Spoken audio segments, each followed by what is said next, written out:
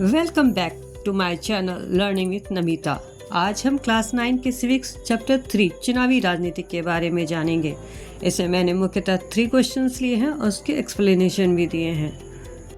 आज हम जानेंगे भारत में चुनाव कराने की जिम्मेदारी किसकी होती है, चुनाव आयोग के क्या कार्य होते हैं और क्या कार्य नहीं होते हैं, आरक्षित निर्वाचन क्षेत्र से क्या तात्पर्य है। चलिए वीडियो को शुरू करते हैं। भारत में चुनाव कराने की जिम्मेदारी किसकी होती है, राष्ट्रपति की, प्रधानमंत्री की, चुनाव आयोग की या फिर उच्चतम न्यायालय की।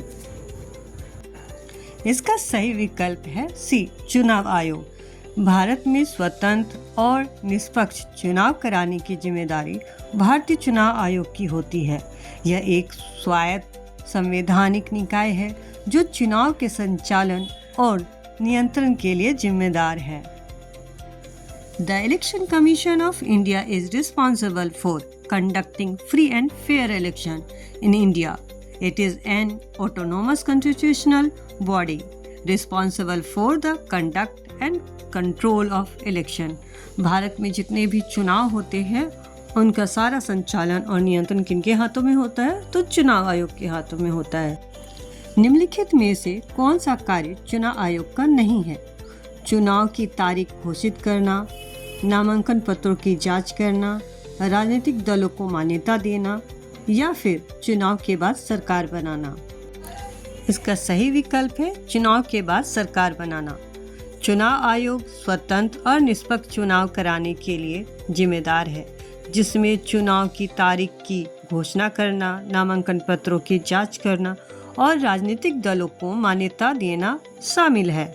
हालांकि चुनाव के बाद सरकार बनाना उस राजनीतिक दल का या गठबंधन की जिम्मेदारी होती है जो बहुमत से हासिल करते हैं।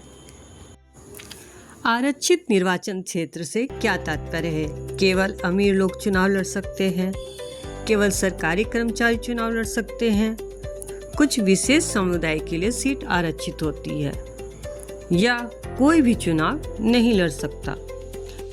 आरक्षित निर्वाचन क्षेत्र से तात्पर्य यह है कि कुछ विशेष समुदाय के लिए सीटें आरक्षित होती हैं ताकि उन समुदाय का प्रतिनिधित्व सुनिश्चित किया जा सके जिन्हें अन्यथा प्रतिनिधित्व मिलने में कठिनाई हो जाती है। भारत में अनुसूचित जाति यानी एससी और अनुसूचित जनजाति यानी एसटी के लिए सीटें आरक्षित हैं। यह व्यवस्था समाज के कमजोर वर्गों को राजनीतिक प्रक्रिया में भाग लेने और अपने हितों का प्रतिनिधित्व करने का अवसर प्रदान करती है। Thank you for watching. फिर मिलते हैं नेक्स्ट वीडियो पे। वीडियो अच्छी लगे तो लाइक, शेयर एंड सब्सक्राइब करना ना भूलें। और अंत में एक सवाल, भारत में मतदान देने की उम्र सीमा क्या है? कमेंट करके जरूर बताएं।